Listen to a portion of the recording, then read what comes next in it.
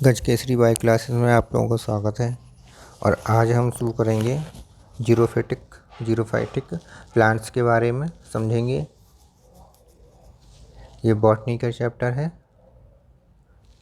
Unit 3 में है। Xerophytic plants जो होते हैं वो कौन से होते हैं? ऐसे प्लांट्स होते हैं जो एक्सट्रीमली अपोजिट कंडीशंस जो होते हैं, जो नॉर्मल कंडीशंस नहीं होती, फेवरेबल कंडीशन नहीं होती हैं, ऐसी कंडीशंस में जो अपने आप को मेंटेन किए रहते हैं, जीवित बने रहते हैं, उन्हें हम कहते हैं जीरोफिटिक प्लांट्स। जो बहुत ही ज़्यादा कैसे होते हैं, जैसे लिखा हुआ है high with stand high temperature, जो हाई बहुत ही अधिक टेम्परेचर में खुद को जीवित बनाए रखते हैं। लो ह्यूमिडिटी और बहुत ही कम ह्यूमिडिटी को, जिसमें नमी बहुत कम हो वातावरण में, ऐसी कंडीशन जिसमें नमी बहुत कम हो वातावरण में और टेम्परेचर बहुत हाई हो, ऐसी कंडीशन में आप खुद को जीवित बनाए रखें, ऐसे जीवित रहते हैं, ऐसे प्लांट्स कहलाते हैं जीरोफिटिक प्लांट्स। ठीक है, तो इस तरह से आप समझ रहे होंगे कि हाई टेम्परेचर होता है जीरोफिटिक प्लांट जो होते हैं वो कैसी कंडीशन रहते हैं, हाई टेम्परेचर और लो ह्यूमिडिटी वाले कंडीशन में आप खुद को जीवित रखते हैं। When grow in unfavourable condition develop structure and physiological characteristics. अगर हम किसी नॉर्मल प्लांट को अनफेवरेबल कंडीशन में, जैसे कि ऊपर बताए हुए हैं हाई टेम्परेचर लो ह्यूमिडिटी, ऐसी कंडीशन में अगर ग्रो कराते हैं तो उनके अंदर स्ट्रक्चरल चेंज आ जाते हैं, स्ट्रक्चरल संरचनात्मक भिन्नताएँ आ जाती हैं उस खुद को अडॉप्ट करने के लिए उस वातावरण में, उस अनफेवरेबल कंडीशन में खुद को अडॉप्ट करने के लिए स्ट्रक्चरल चेंजेस आ जाते हैं, फिजियोलॉजिकल चेंजेस आ जाते हैं। तो जो फिजियोलॉजिकल करेक्टरिस्टिक्स पैदा हो जाती हैं उनके अंदर, या स्ट्रक्चरल जो करेक्टरिस्टिक्स पैदा हो जाते हैं अंदर, तो वो अनफेवरेबल कंडीशन के अंदर वो करने पर तो वो कहलाते हैं जीरोफिटिक प्लांट्स। ठीक है, तो जीरोफिटिक प्लांट्स जो होते हैं वो हाई टेम्परेचर में रहते हैं, लो ह्यूमिडिटी में रहते हैं। और अगर हम किसी नॉर्मल प्लांट को उसमें रखें या अनफेवरेबल कंडीशन में रखें तो उस अनफेवरेबल कंडीशन में खुद को जीवित रखने के लिए अनफेवरेबल कंडीशन में जीवित रखने के लिए स्ट्रक्चरल चेंजेस और फिजियोलॉजिकल चेंजेस या करेक्टरिस्टिक्स उसके अंदर पैदा हो जाते हैं। और ये क्यों होते हैं जीरोफिटिक प्लांट्स में स्ट्रक्चरल करेक्टरिस्टिक्स या फिजियोलॉजिकल करेक्टरिस्टिक्स? जिससे कि उनके खुद कुछ उद्देश्य होते हैं जो जिसके कारण वह ऐसी कंडीशंस में खुद को जीवित बनाए रखते हैं। तो जो उद्देश्य होते हैं वो कौन सा? पहला उद्देश्य है to absorb as much as water, खुद को जीवित बनाए रखने के लिए अधिक से अधिक वाटर को एब्जॉर्ब करके स्टोर करना। ठीक है, एब्जॉर्ब कर सकें अधिक से अधिक वाटर को। To retain water in their organs, उनकी या फिर ऐसे स्ट्रक्चर चेंज हो जाएंगे जिससे कि उनके ऑर्गन में ऐसा चेंज हो जाएगा कि खुद के वाटर को रिटेन कर लें, एब्जॉर्ब करके उसमें स्टोर कर लें। तो इस तरह से वाटर को रिटेन करने के लिए ऑर्गन में रिटेन करने की क्षमता बन जाए, इस तरह के करैक्टरिस्टिक्स उसमें पैदा हो जाएं। ठीक है, तो अनफेवरेबल कंडीशन में रहने के लिए एक तो चाहिए वाटर को खूब ज़्यादा बहुत अधिक एब्जॉर्ब कर सकें, वो इस तरह की कंडीशंस हो जाए उनके अंदर, करैक्टरिस्टिक पैदा हो जाए, या ऐसी करैक्टरिस्टिक उनके अंदर होनी चाहिए जो कि वाटर को एब्जॉर्ब करने के बाद उसके अंदर खूब काफ़ी समय तक स्टोर किया जा सके, ऐसे ऑर्गन में चेंजेस आ जाएं। तीसरा है reduce transpiration rate. Transpiration rate जो है वो रिड्यूस हो जाए, जिससे कि वाटर जो है पौधे से ट्रांसपिरेशन की रेट कम हो जाएगी, तो ट्रांसपिरेशन नहीं हो पाएगा, उसका वाटर का लॉस नहीं हो पाएगा अधिक से अधिक। इसलिए वाटर का लॉस कम से कम हो, इसलिए उसमें क्या है, ट्रांसपिरेशन का रेट कम हो जाना चाहिए, रिड्यूस होना चाहिए, ऐसा तो 3 करैक्टरिस्टिक्स बता दी। चौथा करैक्टरिस्टिक देखिए, check high consumption of water. Water के हाई कंजम्पशन को भी चेक करना चाहिए, मतलब जहाँ हाई कंजम्पशन हो वहाँ लो कंजम्पशन का हो जाए, जिससे कि वाटर का यूज़ कम से कम होगा तो ज़्यादा समय तक वो जीवित रह सकेंगे। तो ठीक है, तो इसमें 4 करैक्टरिस्टिक्स हमने आपको बता दी। ये 4 एम्स होते हैं जिनको पूरा करने के लिए प्लांट्स के अंदर स्ट्रक्चर और फिजियोलॉजिकल करैक्टरिस्टिक्स पैदा हो जाते हैं, जिससे कि ये अनफेवरेबल कंडीशंस में खुद को बनाए रखें। चारों एम्स बहुत इंपॉर्टेंट है। पहला है वाटर को अधिक से अधिक एब्जॉर्ब करना, वाटर को रिटेन करना, ट्रांसपिरेशन रेट कम करना और हाई कंजप्शन ऑफ वाटर को चेक करना। ठीक है, इसके बाद आता है कि जीरोफिटिक एडेप्टेशंस क्या होती हैं, कौन कौन सी एडेप्टेशन होती हैं जिनके कारण जीरोफिटिक प्लांट्स जीरोफिटिक कंडीशन में रह पाते हैं। तो पहली होती है जीरोफिटिक करेक्टर्स में बांटा गया है जो शुष्कानुकूलित, जिसे हिंदी में कहते हैं शुष्कानुकूलित जीरोमॉर्फिक करेक्टर्स। एक तो एडेप्टेशन होती है जीरोमॉर्फिक करेक्टर्स जिन्हें कहते हैं शुष्कानुकूलित, एक होती हैं जीरोप्लास्टिक करेक्टर्स। जीरोप्लास्टिक कहते हैं शुष्क तोपन्न सही। तो जीरोमॉर्फिक करेक्टर्स जो होते हैं वो क्या कहलाते हैं, जीरोमॉर्फिक करेक्टर्स वो होते हैं जिनमें जेनेटिकली फिक्स्ड एंड इनहेरिटेड होते हैं, मतलब उनके अंदर जो है जेनेटिकली चेंजेस आ चुके होते हैं, जिससे कि अगर वो किसी भी कंडीशन में रखे जाएँ, फिर फेवरेबल में रखे जाएँ चाहे अनफेवरेबल में रखे जाएँ, लेकिन प्लांट्स के अंदर जो करेक्टरिस्टिक्स हैं, जीरोफिटिक करेक्टरिस्टिक्स पैदा हो चुके हैं, जेनेटिकली जो पैदा हो चुके हैं वो कभी चेंज नहीं होते हैं, वो वैसे के वैसे ही बने रहते हैं। तो ये करेक्टरिस्टिक्स कहलाते हैं जीरोमॉर्फिक करेक्टर्स कहलाते हैं, जिनमें जेनेटिकली चेंज हो चुके होते हैं और खुद को चेंज नहीं करते हैं और इनहेरिटेड होते हैं, उनके वो इनहेरिटेड होते रहते हैं। ऐसे करेक्टर्स जो इनहेरिटेड भी होते रहते हैं, क्योंकि जेनेटिक्स चेंज हो चुके होते हैं इसलिए ये इनहेरिटेड भी होते रहते हैं। जीरो प्लास्टिक करेक्टर्स वो होते हैं जो जिन्हें हम हिंदी कहते हैं शुष्कोत्पन्न, अर्थात जब डॉट कंडीशन आती है उस समय डॉट द्वारा इंड्यूस्ड हो जाते हैं और खुद के अंदर ऐसे करेक्टर्स पैदा कर लेते हैं जो ड्रॉट से लड़ सकें, ड्रॉट की कंडीशन में भी खुद को जीवित रख सकें। लेकिन जैसे ही ड्रॉट की कंडीशन चली जाती है, अनफेवरेबल कंडीशन चली जाती है, फेवरेबल कंडीशन आती है, तो ये फिर से दोबारा से ड्रॉट के जो ड्रॉट करेक्टर्स थे, ड्रॉट के जीरोफिटिक करेक्टर्स थे, वो उनके फिर से ख़त्म हो जाते हैं। अर्थात क्या है कि ये जेनेटिकली नहीं होते हैं, और जेनेटिकली नहीं होते हैं करेक्टरिस्टिक्स जीरो प्लास्टिक करेक्टर्स जो जेनेटिकली नहीं होते, इस कारण क्या है ये इनहेरिटेड भी नहीं होती हैं, केवल उसी कंडीशन में अनफेवरेबल कंडीशन में ही पैदा बनते हैं, इंड्यूस्ड होते हैं, उसके बाद फिर जो अनफेवरेबल कंडीशन ख़त्म हो जाती है तो ये पुनः नॉर्मल हो जाते हैं। ठीक है, तो ये कहलाते हैं। तो ये देखिए जीरोमॉर्फिक करेक्टरिस्टिक्स ऐसे करेक्टरिस्टिक्स होती हैं जो जेनेटिकली चेंज होते हैं, फिक्स्ड हो चुके होते हैं और इनहेरिटेड भी हुए हैं।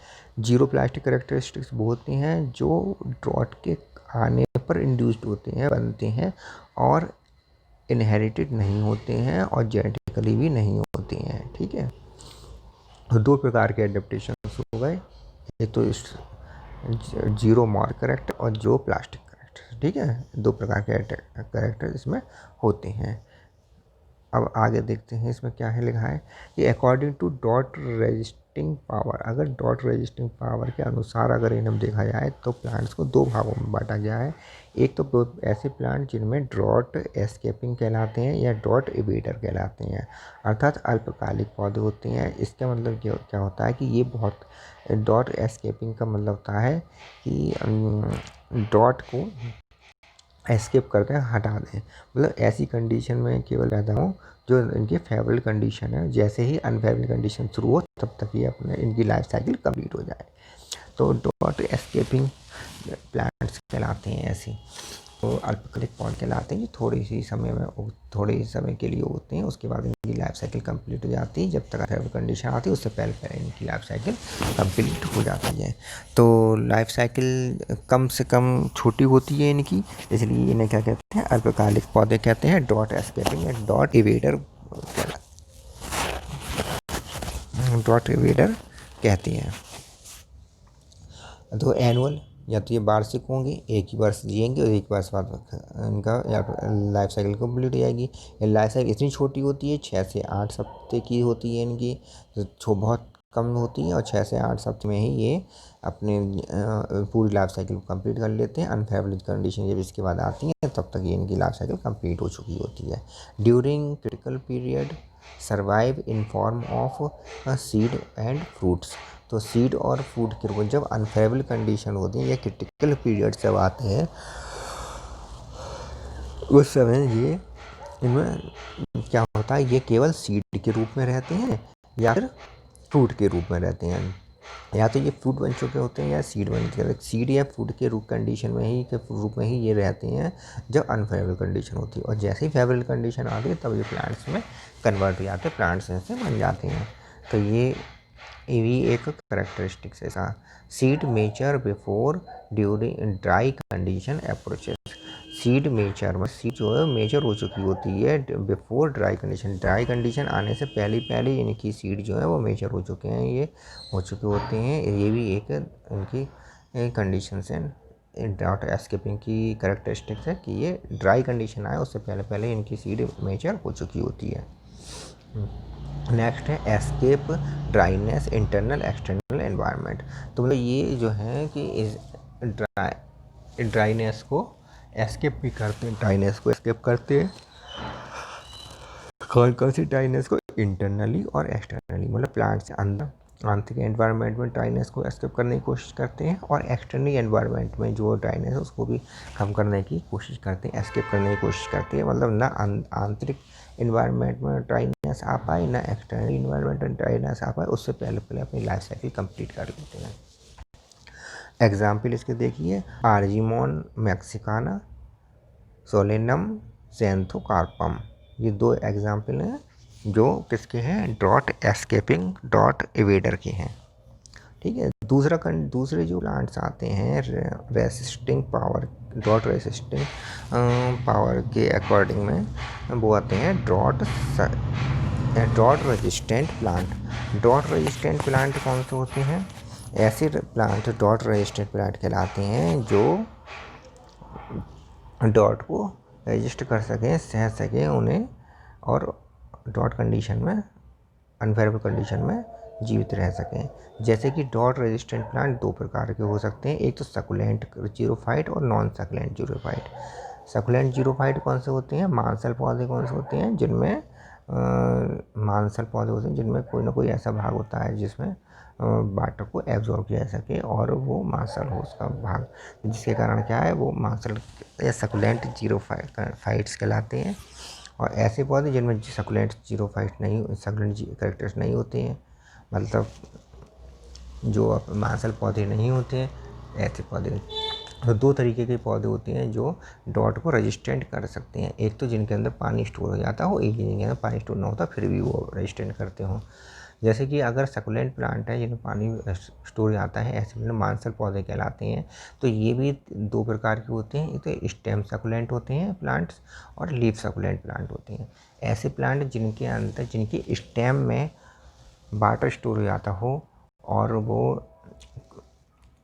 वाटर स्टोर स्टेम के अंदर वाटर स्टोर हो जाता हो तो वो कहलाते हैं स्टेम सकुलेंट प्लांट। और जिनमें लीफ के अंदर वाटर स्टोर हो जाता है वो कहलाते हैं लीफ सकुलेंट प्लांट।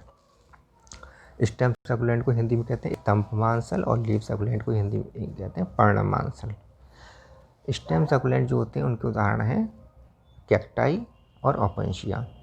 कैक्टाई और ओपेंशिया एक ऐसे प्लांट हैं जिनमें स्टेम में वाटर को एब्जॉर्ब कर लेते हैं। ओपेंशिया तो जानते हैं जिसे नागफनी का पौधा कहते हैं।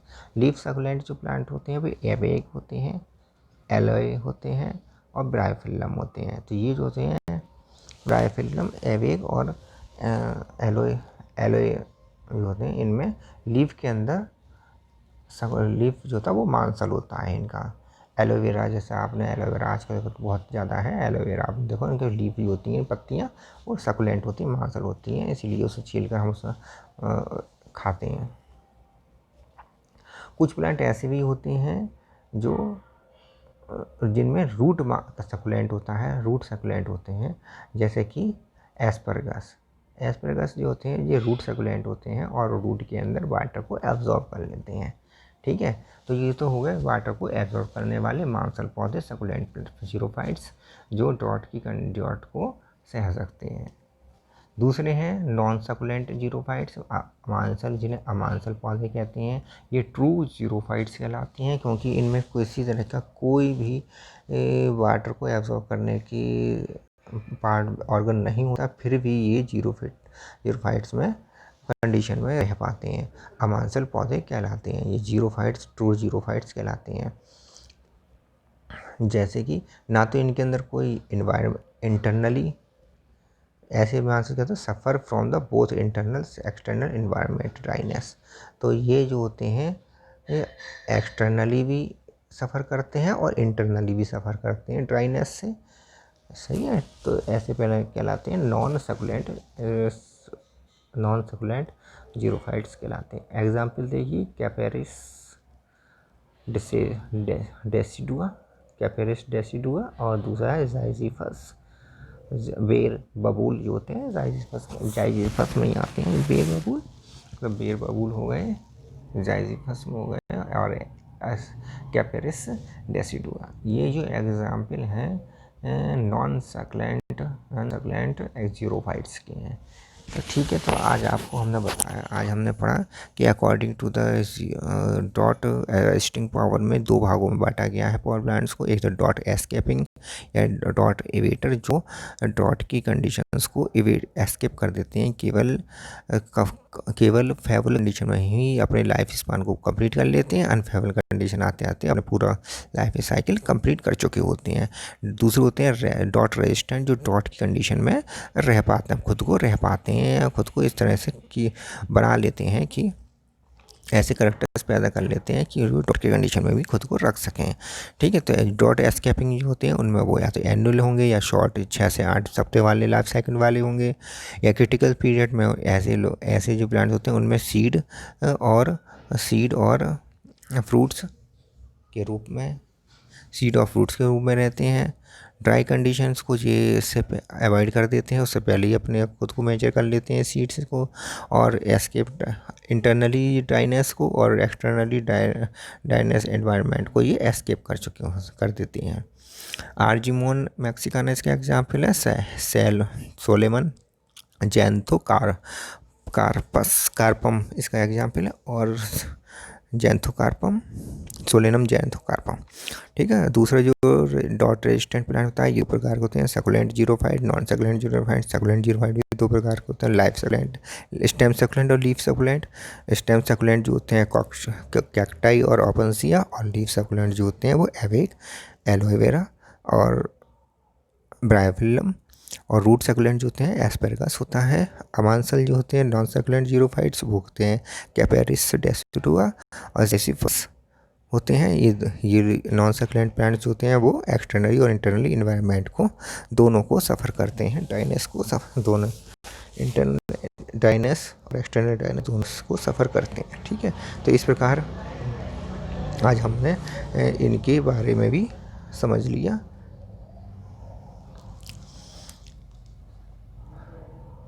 अगर आप पहली बार हमारे चैनल पर आएँ तो हमारे चैनल को लाइक करिए, अपने साथी के साथ शेयर करिए, और हमारे चैनल को सब्सक्राइब करिए। पहली बार आए तो सब्सक्राइब जरूर कर लीजिए और बेल आइकन दबा लीजिए।